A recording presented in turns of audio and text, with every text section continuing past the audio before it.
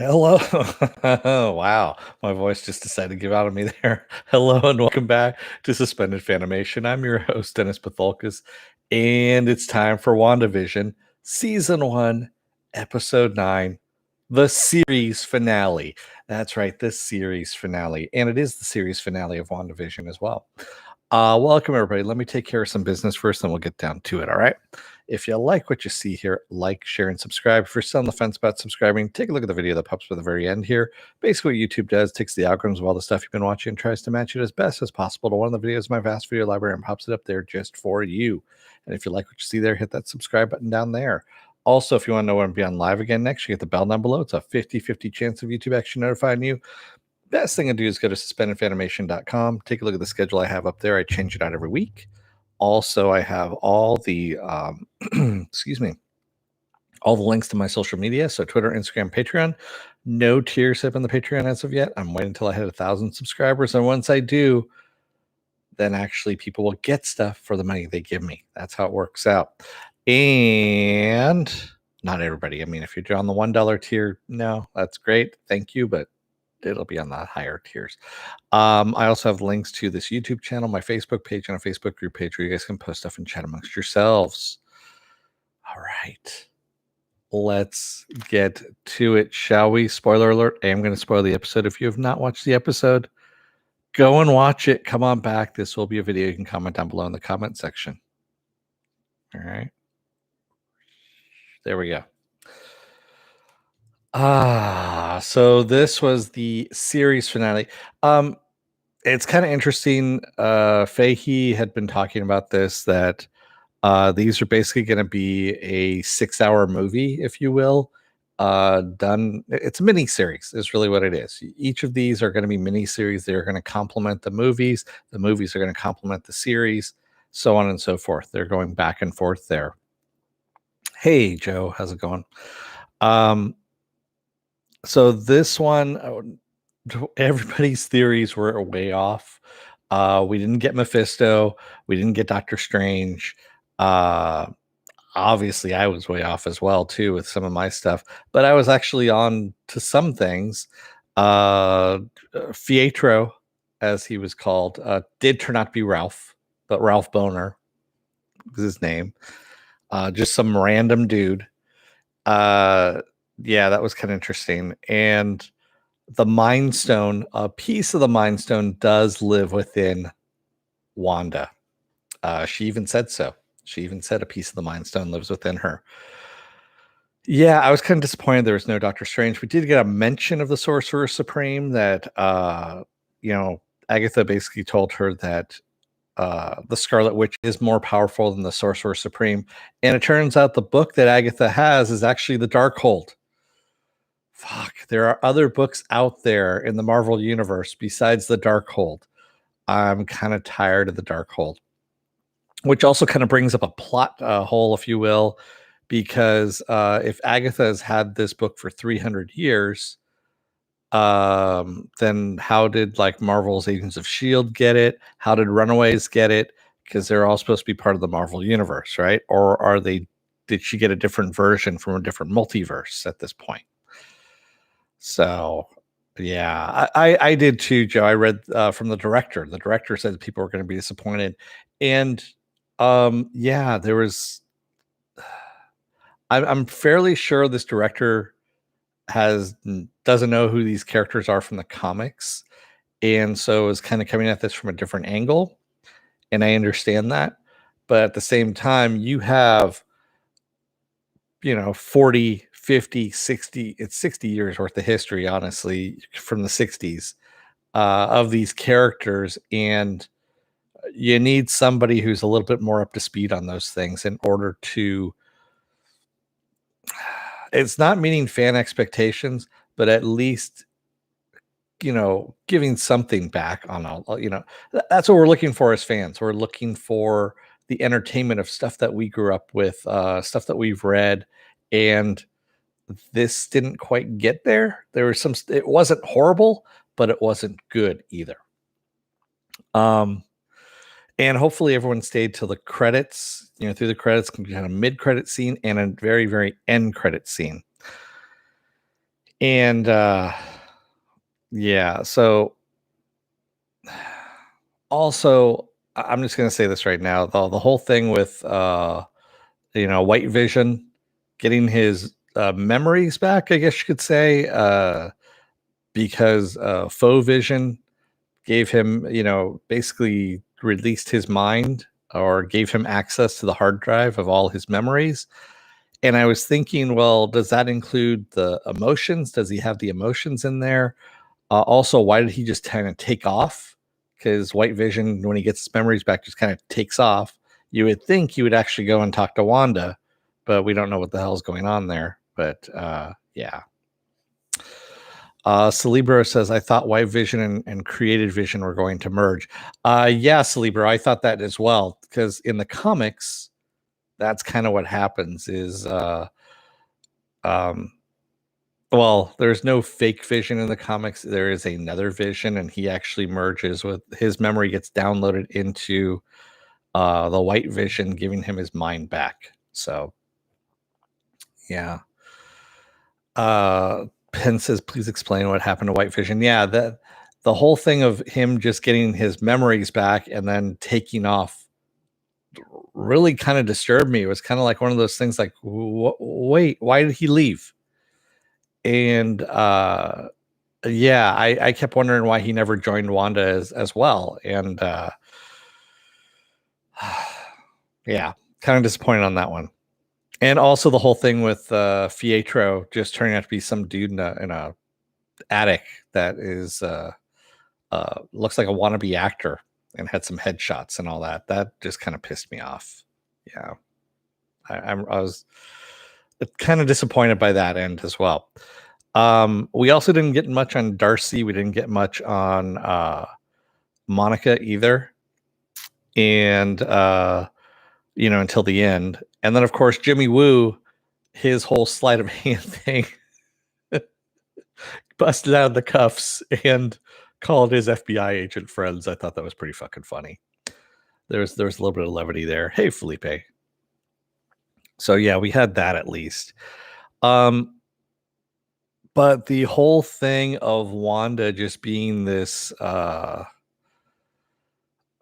I still don't know how I feel about this, about Wanda's pain taking over everyone in the town to such a complete to such a degree that she didn't even realize that she was causing them pain.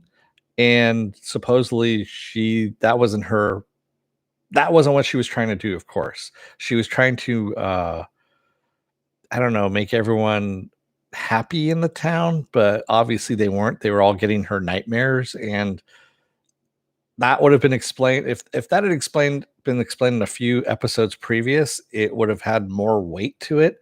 To put it at the end and just kind of go, okay, the townspeople are picking up pitchforks and torches. um yeah, a little too late on that one. Yeah. Felipe says, yeah, the thing about Pietro is dumb. Now I'm not that hyped for the multiverse of madness. I'm still hyped for the multiverse of madness because Sam Raimi is involved in it. And Sam Raimi is a huge fucking comic nerd. He's the dude I want to see do Doctor Strange. I really did. So I'm glad that he's on it. It's going to be fun. It really is. It's going to have some interesting visuals. I think this will probably be the most visually interesting movie that we're going to see. If anything, Sam actually goes out of his way to learn new stuff to bring into his movies.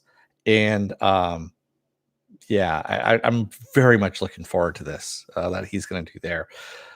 So let's go to the end credit scenes there. So Monica ends up being pulled aside by an FBI agent, and we find out that the FBI agent is a Skrull, which also kind of signifies our Secret Invasion series that's going to be coming in 2022. And the Skrull basically says to her that she's got a friend that is an old friend of Captain Marvel, or who's an acquaintance of Captain Marvel, and that she's been grounded for too long and that he's up there, waiting for her. So that's obviously Nick Fury, and Sword is up in the, up in space. So That's where Monica is going to be going for Captain Marvel 2, which also comes out next year. And then the very final scene, we see Wanda out in a cabin, very Thanos-like, out in a cabin out in the middle of nowhere. And she's making herself tea, but also on the astral projection side, she's reading through the Darkhold and as the Scarlet Witch. And that kind of is where we leave off on this whole series. So I'm like, yeah, there's some stuff that was okay, but a lot of stuff that wasn't for me on that. Raymond K. Hessel says the whole Theseus ship argument was pseudo-intellectual and sort of lame. It's actually a real argument, Raymond. I've heard of that one, the Theseus ship, yeah, and it's a first year philosophy student argument is really what it is. So they dumbed it down as much as possible for the average audience. That's the reason why it's in there.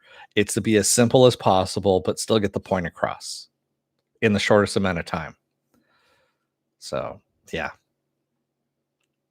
And I agree with you, Mufinobi. Ralph was dumb. Yeah. Well, the speed powers he got through the necklace that he was wearing. So the necklace thing was how Agnes was both controlling him and also imbuing him with the powers. So that was the item that he had, because he had it through every iteration. It never changed from the 70s, 80s, 90s, whatnot. It was something he could always wear that wouldn't change. Yeah. Mufinobi says, remember this happened before Spider-Man Farm Home. Yeah, Fury is up there. We already know Fury is up there. So Raymond says, well, I know, but why mention it at all? Because well, Raymond, it was the easy way of getting the comic book version of this Whitevision and real or pseudo vision to the comic book version of it, to impart it to fans, like I said, to impart it to viewers in the shortest amount of time, and also not have to draw diagrams in order to do it. That was the only reason why. So I'm okay with it. You are partially on time, Marks, because I'm late. So you're actually you're very late, but still you're here. Raymond says, so do you think we were really trolled by the cast when they mentioned a big cameo? The big cameo was supposed to be White Vision. That was what the cameo was, Raymond. That's supposedly what Paul Bettany said. And it was Paul Bettany who said the cameo, nobody else. Yeah. Mufinobi says that basically said that she's more powerful. Yes, they said that she's more powerful than the Sorcerer Supreme. Correct, which is Doctor Strange. Mork says, Dennis, quick question. Who was the engineer we were supposed to see? There was no mention of the engineer afterwards. Mork's nothing. That was just a throwaway line, and we got no resolution from that whatsoever. That was another thing that was just kind of thrown away. The whole multiverse thing, thrown away, because they mention it. The commercials, fuck all if I know, because that basically was kind of thrown away. They were just kind of there. And again, like I said, this was something that you need someone as a director, as a showrunner, if you're going to be doing these kind of shows, who actually knows the back history of these characters and is a fan of it as well. That's why things like The Mandalorian ended so well, because Filoni and Favreau were both fans of Star Wars, huge fans of Star Wars, and they dug deep and they were able to dig stuff out and make it enjoyable. This was enjoyable, but it smacked of someone who didn't really know what they were doing with these characters, didn't know the characters, didn't know the history of the characters, and brought some elements in, but fucked up the whole entire landing. So again, like I said, it wasn't bad, but it wasn't good either. I was going to use a really bad analogy in my head, and I was like, nope, not going to use that one.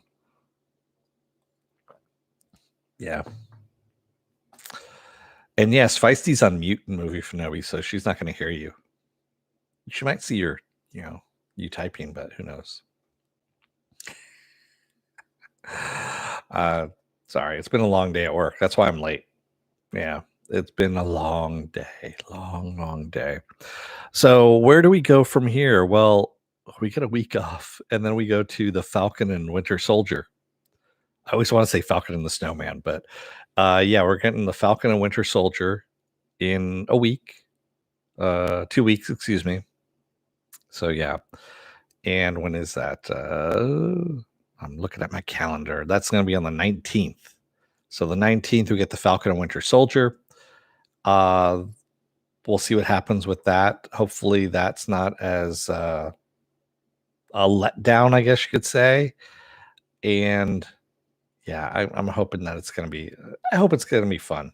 I know it's supposed to be setting up Sam becoming Captain America. So he is not Captain America when we first start off with Falcon and Winter Soldier, and it's him becoming Captain America. So they've already said this before. It's not a spoiler or anything like that, but I'm going to enjoy that.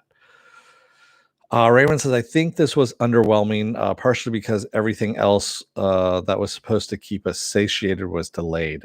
Yeah, I think that's part of it, Raymond. Also, I think that, and I'm glad you brought that up. So that was something I was going to mention, that I think they were kind of hamstrung by what they could actually reveal or what they could use in the show as well from Kevin Feige. And that might have hurt them as well. But there's still some stuff you could dig deep down and make it work within the MCU. Like, my whole thing about they still could have brought Kang in. I mean, really, they could have brought Kang in at this point, made at least planted the seed of Kang in there, and they didn't do that. They could have planted the seed of Mephisto, anything else. And we don't even know. Kang is supposedly the big bad anyway for the next phase 4 movies. But who knows? Yeah. Penn says underwhelming because the setup promised so much more. Yeah, there was so much that was alluded to that it could have been that was set up so perfectly to, I don't know, give us so much more. And it just turned out to be, oh yeah, she's grieving and okay, great. And yes, if it was just that and didn't have the setups to it, I think I would have been okay with it. It was just the setups that promised so much more, and it pissed me off that it didn't deliver on those ends. Not so much pissed me off as disappointed me is really what it was. It was kind of one of those things like when you're expecting filet mignon and you get McDonald's instead. I think that's the better analogy right there. Raymond says, all in all, it was a great introduction into D plus Marvel. Disney plus Marvel, and served the purpose of seeding future plots to develop. I agree with you. And also it showed that a weekly Marvel series like this is going to draw a fuckload of viewers as well. Mork says, okay, and with the mid-credit scene with the alien girl, the scroll, yes, I thought that was unnecessary. No, it wasn't actually, Marks, because having the scroll come in not only alludes to Secret Invasion, as I talked about earlier before you showed up, and also brings in, ties in Monica to Captain Marvel 2, which is going to take place in space, and also Nick Fury and Sword and all of this are going to be tied together. So acting director Hayward, of course, has been arrested. Who was he an acting director for? Was it Nick Fury? Was Nick Fury actually the Sword director at one point? Was Monica, not Monica Rambeau, excuse me, Maria Hill. Was Maria Hill actually the acting director of Sword? We don't know. Again, that wasn't something that was given to us. We just were told that he was acting director Hayward. We don't know who the director was, who he was standing in for at that point. Again, another one of those questions that was never answered. There was a whole bunch of questions that weren't answered that needed to be answered, and they could have just been easily just one line dropped here and there. It really would have solved a lot of problems, but it didn't. Mork says for the Secret Invasion, I think I would have it would have been better if it had been an Avenger, not an unknown. Well, they're going to get to that, Morks. The Secret Invasion series is going to be fairly interesting.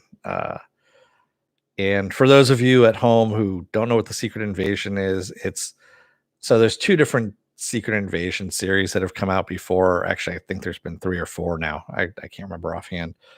And essentially, the shapeshifters, the Skrulls from Captain Marvel, the Captain Marvel movie, there's a faction of them that basically have moved into the upper echelons of power on Earth, and it becomes kind of a spy game of trying to figure out who actually is a human and who is actually a Skrull. And it's going to be something about, like, some heroes are going to show up to be Skrulls, and some people in power are going to be Skrulls, all this kind of stuff. It's actually a really good storyline. I'm kind of boiling it down to a kind of a very thinly plotted thing, but no, it's actually really good. It's very well done. So I'm looking forward to that next year when that comes out. But yeah, I mean, we're gonna get Falcon and Winter Soldier. That is gonna be a straight up, origin story, I guess you could say. Loki is gonna be hopefully time hopping, because I know he's gonna be hopping around through time on this one. That should be a lot of fucking fun. And then we end with, and then we end with Hawkeye, I believe is what it is, where we get another origin story coming into that as well. And then we have She-Hulk, which I believe is going to tie back into the Sokovia Accords and the whole Superhero Registration Act. And that's where that's going to tie stuff back in again to all the movies. Yeah. Even though it's a comedy, it's set in a courtroom. And I'm fairly sure all the people that are going to be coming into the courtroom are going to be from the Marvel movies that we've seen, both heroes and villains. And they're going to be stating their cases about why they're being persecuted by this Superhero Registration Act. Yes. Raymond says, I do feel slighted by the message sent by Disney in showing us a Fox character than demonstrating that that they are immaterial. I agree with you, Raymond. My guess is they couldn't get Aaron Taylor Johnson is his name. Yeah. They couldn't get him back because, from what I understand, I think he retired from acting or something. I know there was something weird where he retired from acting pretty much after Avengers, if I remember correctly, the Age of Ultron one. And so, of course, they already had a Pietro, if you will, from the Fox movies, which they already absorbed. And that was the reason why. So who knows? Who knows? We'll probably find out 5 years from now what the real story was on it, and no one will care at that point. That's usually what ends up happening with these things. You find out the real story later on, and everyone's disappointed by that as well.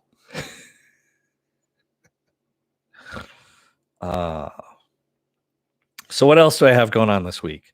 Well, tomorrow is going to be another episode of Saturday Morning Blast Off, where I take the genre news of the week and any genre stuff you guys want to talk about, and we talk about it. Sunday and Monday, I'm going to be off. Tuesday is going to be an episode of Is It Worth My Time? And this time around, I think I'm going to do Pacific Rim The Black. That is an animated series on Netflix right now, and I've been kind of digging through that a little bit.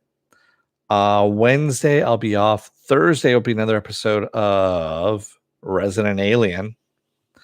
Friday, I'm going to take off on that one as well because, it's going to be off. Actually, let me consult the book here. Consult the book of scheduling, because I was a lot more coherent when I was doing that book of scheduling there. And we are in March, of course. And yes, I have that day off. So, yeah, there we go. And of course, Falcon and Winter Soldier will take that place on Friday the 19th. So, yeah. Thanks, everybody. I wish I was a little more animated, but it's been a long day, like I've said. And I don't know if anyone had any problems with Disney Plus watching the episode or not. I watched it at like 12:05 a.m. my time and didn't have a problem at all on that. There was no hiccups or anything like that. I know a lot of people had them. Raymond says, will you cover Raya the Last Dragon? Maybe, Raymond, when it becomes, free to view on Disney Plus. I don't want to pay the extra $30. Yeah. I'm honestly, yeah. I hate to say it, but I just don't feel like paying the $30 for it. But yeah. You didn't have any issues, Marks, with the streaming? Yeah, I don't know. I read something that they said that Disney Plus servers had crashed for some people, but I didn't have any issues. What would I give the series as a whole? The WandaVision series as a whole. I'll give it a 7 out of 10. I'll say it's a solid 7 out of 10. 7.5 out of 10 even. How about that? Yeah, I other than that, it had some interesting things to it. That final battle scene was actually pretty good between Whitevision and Faux Vision. I don't know, it just sounds weird saying that, but yeah. But yeah, 7.5 out of 10. It's $30. Yeah, I just can't justify it.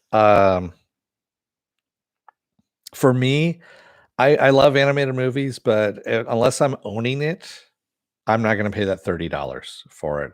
Black Widow, on the other hand, I'd pay the $30 to stream it, but as long as I had access to it for at least a month, then I'd pay the $30 for it. But I still would want a digital copy of it as well for $30. I mean, sorry, my dog just hopped up on the couch here, looked at me, and burped in my face. Or she burped at me because she couldn't get towards my face to do it. Mork says the battles were good, but I was disappointed by the setup and non-delivery. Yeah. Lowered expectations. That's pretty much what we needed here. Raymond says, what would make us love Disney Marvel even more if they really did have that secret episode. Yeah, I know. That's true. Who knows? We'll see what happens. I did love Wanda's costume, by the way. They did a great job on Elizabeth Olsen's Scarlet Witch costume. I love the headdress. They did an awesome job putting the veining in there and all that stuff. That's why I use it as my thumbnail, because and I was like, okay, are they going to go the full gloves? And I actually loved what they did with the gloves, to tell you the truth, because the character in the comics actually has full on gloves, but they just did the what is it? It goes around the finger, the little finger ring, and then of course, it's a V in the back of the hand there, and then it goes down to a full glove to about mid forearm there, which was pretty nice. I like the way they did that. They did a good job of that. White Vision also looked pretty cool when he was in the whole white garb, and then having his eyes change over to the humanesque eyes, I guess you could say. And that whole thing about watching Oblivion coming towards him, and we've said goodbye before, and most likely we'll say hello again, which was kind of a good line. So I like that. Again, like I said, there's things in here that I like. It wasn't horrible, but again, it wasn't bad. There's just some things that were disappointing. That's all it was. I don't know how many times I could say that, but yeah, that's where I'm at on it. Raymond says, yes, I agreed. I have a feeling that I may see that costume tonight in my sleep. Yeah, that costume was kind of badass. And they didn't go the skirt route, which is good too. I mean, they updated it a bit. I did love the little hood because she always is wearing hoodies and things like that. So they added a hoodie to her ensemble, I guess you can say. And I don't know if that was a magical hoodie that disappears. She takes it off. But when you see her in flight in the suit when she's leaving Westview, she has that hoodie on, and it's kind of cool that they did a really nice job on the costume. So yeah, and I'm hoping that we get to see more of Jimmy Woo, Darcy. You know, someone was actually saying that they need to do like an X Files series with them in the Marvel universe. I'd fucking watch that. Having Darcy and Jimmy Woo, like him doing magic and her, you know, being snarky and doing science. That would be awesome. So I'm gonna let you guys go for the evening. Thank you to everybody who joined me tonight in the chat, and thank you if you made it this far, in the video. I was just looking at something somebody said here in the comments there, and I almost lost it. Was it oh yeah, there we go. It was Penn. That's what I was watching there. Yeah, Penn, I'd watch that thing too, but thank you everybody. I will see you again tomorrow for Saturday morning blast off. Until then, don't let the door hit your ass on the way out. Otherwise, you may just get disappointed by a show that's on. It's good, but it's not great or fantastic or marvelous. Thanks, everybody. I'll see you again tomorrow. Until then, stay safe, be well, take care, and remember to wear those masks and take those vaccines. Actually, I'm getting my vaccine shot tomorrow, so my first one. So until then, have a good night. Thanks, everybody. Oops, maybe I should hit the end button.